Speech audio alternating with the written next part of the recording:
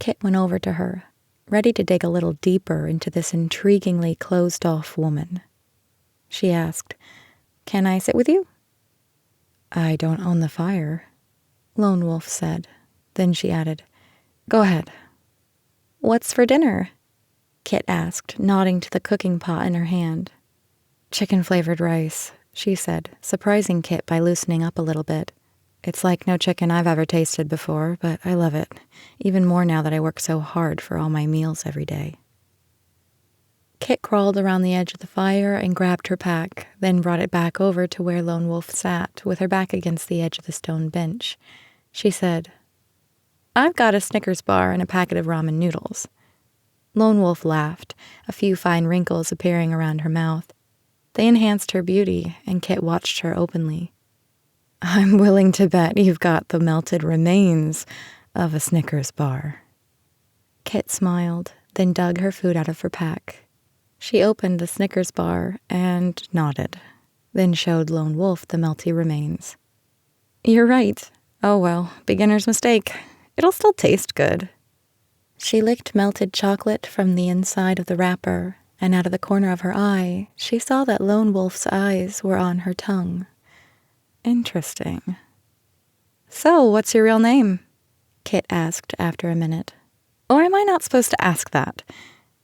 "I have no idea," the woman said. "It's Raven." "Beautiful," Kit said before she could help herself. She couldn't have chosen a better name for her. Raven's dark, silky hair and creamy skin matched it perfectly. "It's a little gothic," Raven said, brushing off the compliment and blushing slightly. "My parents are both literature professors, and they're big Poe fans. You'll never guess my sister's name." "Nevermore?" Kit asked. Raven laughed, and Kit couldn't tear her eyes off her mouth if she tried. "No, Annabelle, as in, it was many and many a year ago in a kingdom by the sea." "Sorry," Kit said. "I was an anthropology major, so, I didn't learn anything useful in college." Raven laughed again. Kit wondered how many more times she could make her do that tonight, because it was a wonderful sight to behold. She pulled her camp stove out of her pack after she finished with the Snickers bar and used her canteen water to cook the ramen. While she did that, Raven asked, "Did you really come out here without a plan?" "Yeah," Kit said. She looked over her shoulder at Raven, and her eyes had gone a little wide again. She laughed and said, "That scares you, doesn't it?" "I just don't know how anyone could set out on a journey like this without knowing where they're going," Raven said. "I'm going north," Kit said. There was just one path to follow, and in her mind there were no unanswered questions about that.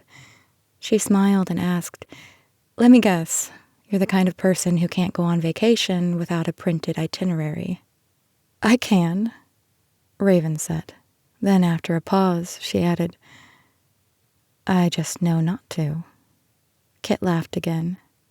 Then as she took the noodles off her stove and waited for them to cool, she asked, "So where are you from?"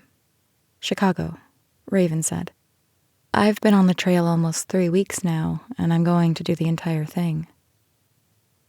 "I don't doubt that," Kit answered.